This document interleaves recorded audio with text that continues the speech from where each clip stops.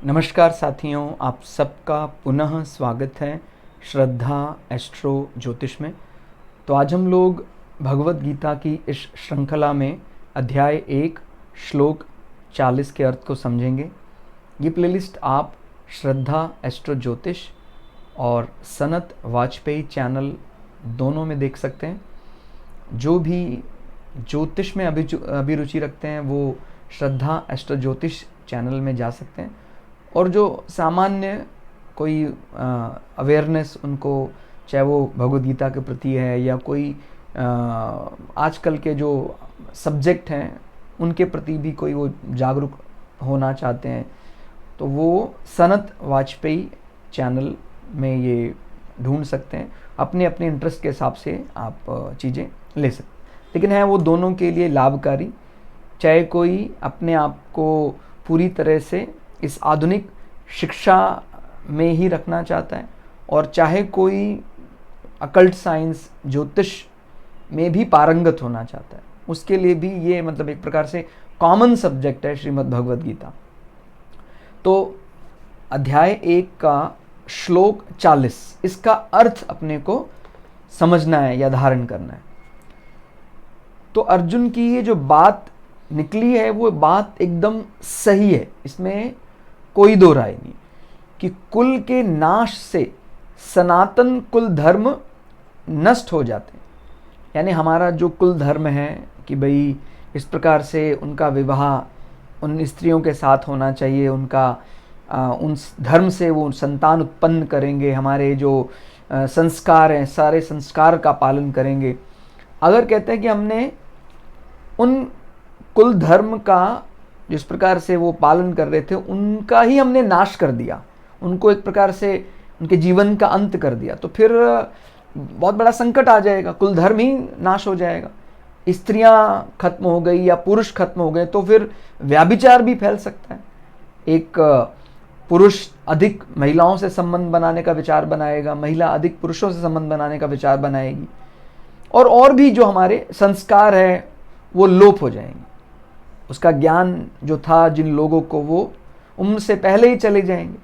तो ये बहुत बड़ा दोष माना जाता है।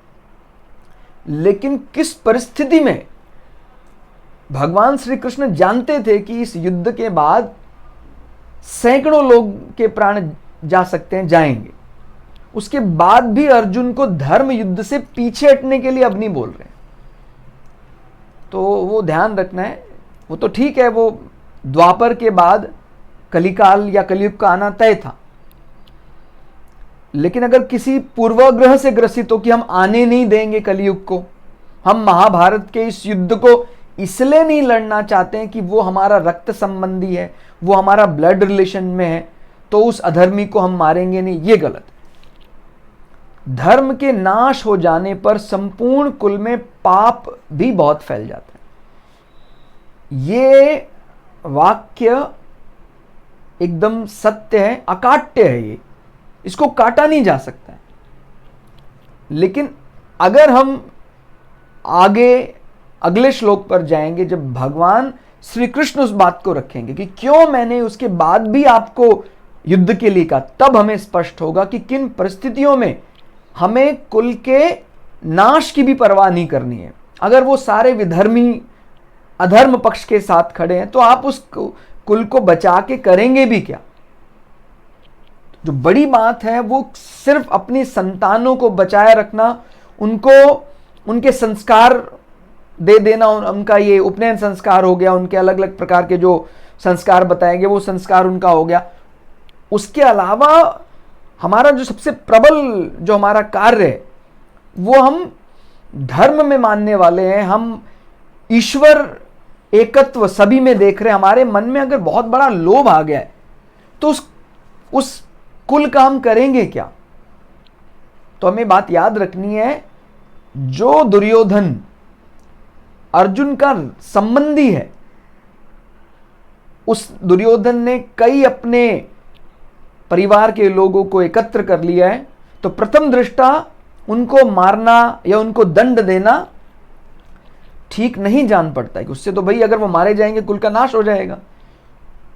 लेकिन उस कुल का हम क्या करेंगे, वो तो एक प्रकार के कुल के बोझ को ढो रहे हैं। जो मानते ही नहीं है, वो उनके अलग अलग प्रकार के हमने संस्कार किए, उनको उपनयन भी हमने किया और उनके विवाह संपन्न कराए, बड़े रीति रिवाज के साथ कराए, फिर भी वो बहुत लोभ में ग्रस्त हैं। किसी का, दूसरे का जो हक है वो छीन लेना चाहते हैं। तो फिर हमें उस बड़े दोष को खत्म करने के लिए छोटे दोष पर विचार नहीं करना चाहिए, जो आगे हमें भगवान श्री कृष्ण के जरिए ये ज्ञान अपने को प्राप्त होगा। लेकिन अगर इस साधारण सिर्फ इस श्लोक का अर्थ हम समझें, जो अपने आप में संपूर्ण है, कि हम अपने कुल का नाश नहीं करेंगे, कुल का नाश करने से जो हमारे सनातन जो कुल धर्म परंपराएं हैं उनका लोप हो जाएगा, वो कोई भूल जाएंगे लोग क्या करते थे, उसका कहीं ना कहीं बोझ हमको भी वहन करना पड़ेगा। लेकिन यही जिसको हम पाप कर्म कह रहे हैं, ये अपने को पाप मुक्त कर देगा अगर हमारे कुल के लोग आतताई हो गए, मानते ही नहीं है, लोभी हो गए, हमारा हक उन्होंने सारा ले लिया है। तो उनके आगे जब अर्जुन उन पर बाण प्रहार करेंगे, और अर्जुन को कोई दोष नहीं लग रहा है कि भाई उन्होंने अपने कुल को, अपने रक्त संबंधियों को मार दिया इसलिए उनको नरक में जाना पड़ेगा, ऐसा उनको कोई दोष नहीं लग रहा है। तो ये अपने को अच्छे से विचार करना है। सबसे कठिन, ऐसा कई लोग मानते हैं कि भाई इंजीनियरिंग साइंस में या रॉकेट एरोनॉटिकल इंजीनियरिंग में किसी रॉकेट साइंस को पढ़ना काफ़ी कठिन माना जाता है। लेकिन आप अच्छे से विचार करें, मेरे अनुसार सबसे कठिन जो साइंस है वो है लाइफ साइंस। अपने जीवन के बारे में कब क्या, किसका पालन करना चाहिए, कब किस धर्म का पालन करना चाहिए, कुल का नाश करना मना किया गया, नहीं करना चाहिए, लेकिन किस परिस्थिति में हमने कुल, हमारे ही कुटुंबी लोग हैं उन पर भी प्रहार किया, फिर भी हमें कुल, संपूर्ण कुल के नाश का वो दोष नहीं लगा। तो इसीलिए लाइफ साइंस को, जीवन दर्शन को बहुत ज़्यादा समय देकर समझ लेना चाहिए, क्योंकि रॉकेट साइंस तो हमारे काम आएगी एक पर्टिकुलर विषय पर, ये लेकिन लाइफ साइंस तो, जीवन दर्शन शास्त्र तो पग पग पर काम आएगा। पिता के साथ व्यवहार में काम आएगा, भाइयों के साथ कैसा व्यवहार, गुरुओं के साथ कैसा व्यवहार, हमारे पड़ोसियों के साथ कैसा व्यवहार।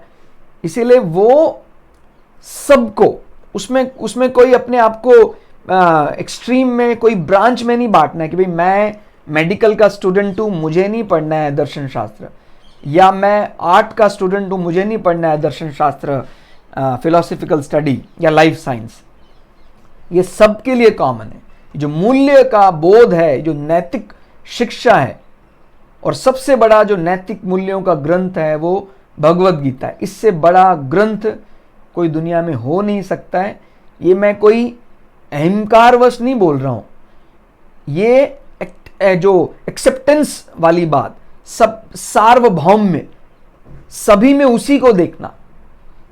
मैं थोड़ी देर के लिए मान लेता हूँ कि मैं जन्म से, मेरा जन्म जो हाँ हुआ है, मैं नहीं हूँ सनातन हिंदू, मैं नहीं मान रहा हूँ अपने आप को, उसके बाद भी इस ज्ञान को फॉलो करने के लिए मुझे किसी पंथ विशेष के साथ जुड़ने की आवश्यकता नहीं। ये सबके लिए यूनिवर्सल है।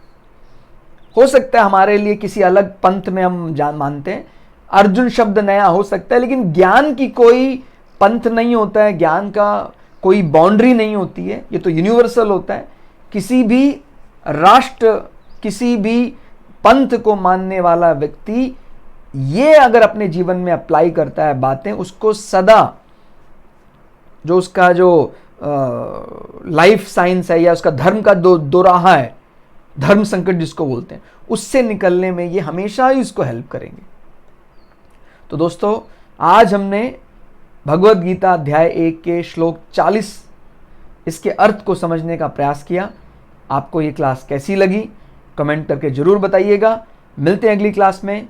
तब तक के लिए जय श्री भगु पराशरा, जय श्री शुक्राचार्य, नमस्कार।